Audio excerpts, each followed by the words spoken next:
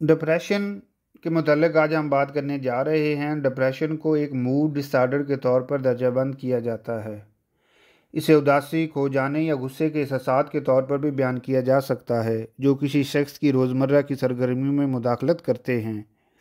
अगरचा depression और गम में कुछ खसूसियात मुश्तरक हैं, लेकिन डिप्रेशन उस गम से मुख्तलफ है जो किसी अजीज़ के मरने के बाद महसूस होता है या किसी सदमा अंगेज़ वाक़े के बाद महसूस होने वाली उदासी से मुख्तलफ है।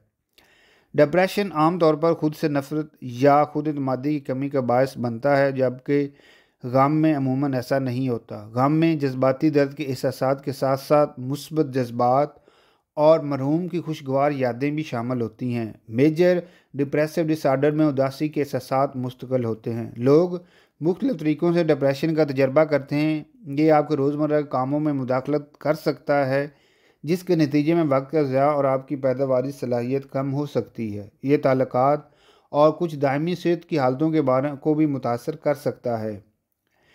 ये ऐसी हालतें जो डिप्रेशन की वजह से बिगड़ सकती हैं, इनमें गंठिया, दमा, कल्बी बीमारियाँ, कैंसर, ज़ियाबीतस और मोटापा शामिल है।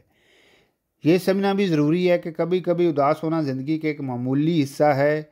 उदास और तकलीफ़ दे वाक़यात हर किसी के साथ होते हैं, लेकिन अगर आप बाकायदगी से उदास या मायूसी फ़ील कर रहे हैं तो हो सकता है आप डिप्रेशन का सामना कर रहे हों।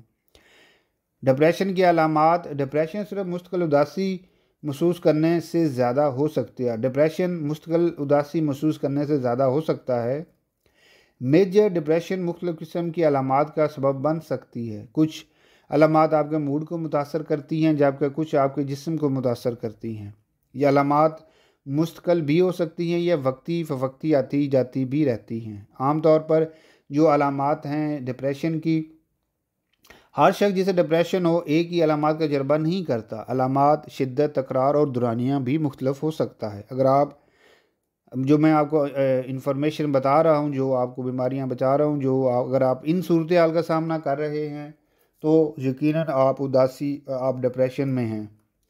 डिप्रेशन उदासी, बेचैनी या खालीपन महसूस करना, नाउमीदी, बेवक्ती और मायूसी महसूस करना, बहुत ज़्यादा रोना, उलझन, चिड़चिड़ापन या गुस्सा महसूस करना, वो शौक़ और दिलचस्पियाँ खो देना जिन्हें कभी आप पसंद करते थे, कम तवानाई या थकावट महसूस होना, तवज्जो मरकूज़ करने या याद रखने या फ़ैसला करने में दुश्वारी, आहिस्ता चलना या आहिस्ता बात करना, सोने में दुश्वारी, सुबह सवेरे जागने में दुश्वारी या बहुत ज़्यादा सोना, भूख या वज़न में तब्दीली होना, बग़ैर वाज़ेह वजह के जिस्मानी दर्द जो इलाज से बेहतर ना हो, मौत, खुदकशी, खुद को नुकसान पहुँचाने वाले या खुदकशी की कोशिशों के ख़यालात।